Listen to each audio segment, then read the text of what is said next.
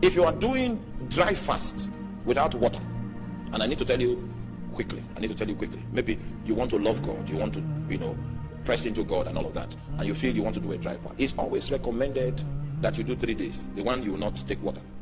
The 3 days is a recommendation for that. And just in case after 3 days you feel overwhelmed by the presence of God and you intend to continue, you are allowed to continue, but your limit for a dry fast without water should be 7 days. If you are going beyond 7 days, it is recommended that you begin to take water. In my own opinion, if you do a 3-day fast, the power of a 3-day fast is enormous. Most of you don't know. The kind of fast that, what's her name? Esther. The dry fast that Esther did. How long was it? It shook the government and tilted things in her favor. Just 3 days dry fast. If you have a problem that is so difficult that you cannot solve, I recommend 3 days dry fast. That's one of the easiest ways to move the hand of God. You must have a very good reason to go beyond 3 days. And the good reason is that God told you. If you are not directed by God, we have other modes of fasting that you can do, not dry. You don't know how many people we have dealt with in this place that their situation was occasioned by unguided fasting. Fasting doesn't give you a miracle. Fasting doesn't change God. Fasting actually changes you.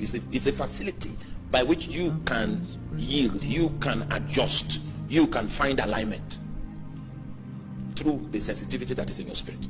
So the recommendation is, if there's a serious challenge, the prescription is 3 days dry fast.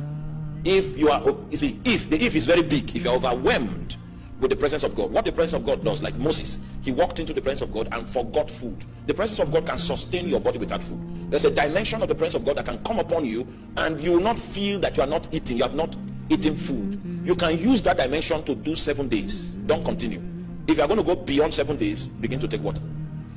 You need an express instruction from God to do any such fasting that doesn't involve food at all to cross beyond 14 days. You need God to tell you to do. The type that you can do for 365 days, even if God tells you or not, is the one you break in the evening. If you want a journey, a spiritual journey, 6 to 6 is okay. Go for 70 days. You don't need to tell me. People in Somalia, that's the way they eat. They only eat in the evening. The nation is so poor that you have to gather your resources and prepare for one meal. Right? So some people in some poor places, that one meal experience is all they have, and they have grown till old age. All right. So if you want to do an adventure, then take 1 meal per day, and you can choose any time you want the meal to come. You can choose to take the meal in the morning, and then you don't eat till tomorrow morning. You can choose to take the meal in the afternoon, then maybe you don't eat till tomorrow afternoon. Anything that is convenient for the kind of job you do, for the kind of thing you do, go with it. That's the principle of the long fast. You must eat in the long fast.